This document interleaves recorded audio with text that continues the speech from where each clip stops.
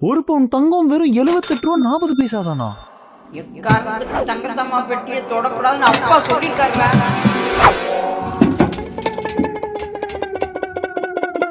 என்னடா ஒண்ணுமே இல்ல.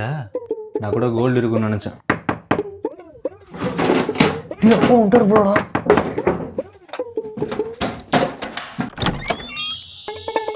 என்ன அப்பா ஜொலிக்கிறாரு? பெட்டிக்குள் தங்கம் இருக்கும் என நினைத்தீர்களா? நான் கூட கோல்டு இருக்குன்னு நினைச்சேன். நினைத்தேன். இதோ ஒரு பவுன் தங்க நகை. தங்க நகையா? ஃப்ரீயா? எங்களுக்கா? உங்களுக்குத்தான், ஆனால் இலவசம் அல்ல. அப்ப அது தேவையே இல்லை. இன்றைய விலைக்கு 78 ரூபாய் 40 பைசா.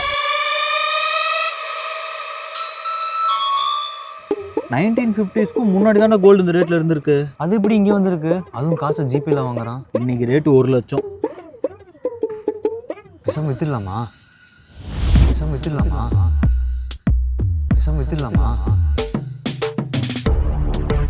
டன்னு.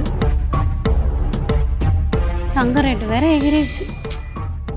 ஒரு பவுன் 50,000 விற்கிறப்பே வாங்கியிருக்கணும் இல்லப்பா.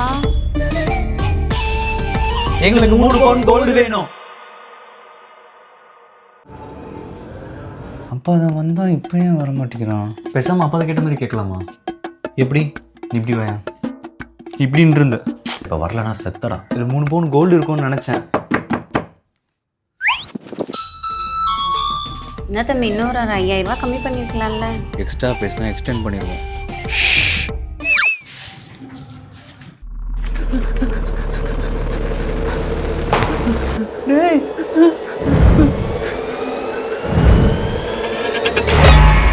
என்னுடைய தங்க நகை எங்கடா?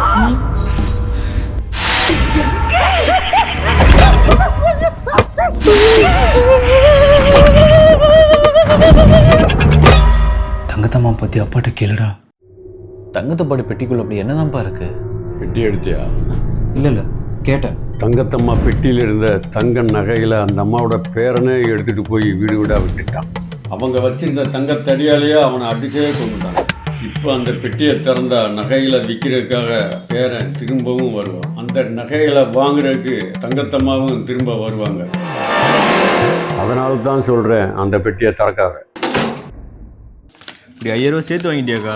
எக்ஸ்ட்ரா பேசினா எக்ஸ்டெண்ட் பண்ணிடுவேன். அந்த நகையை நேத்தே உருக்கியாச்சு, அதெல்லாம் கிடைக்காது. நகைக்கடைக்காரன் வேற இப்படி சொல்லிட்டான். வேற நகை வாங்கி கொடுத்துடலாமா? எனக்கு என்னுடைய தங்கம் தாண்டா வேணும்.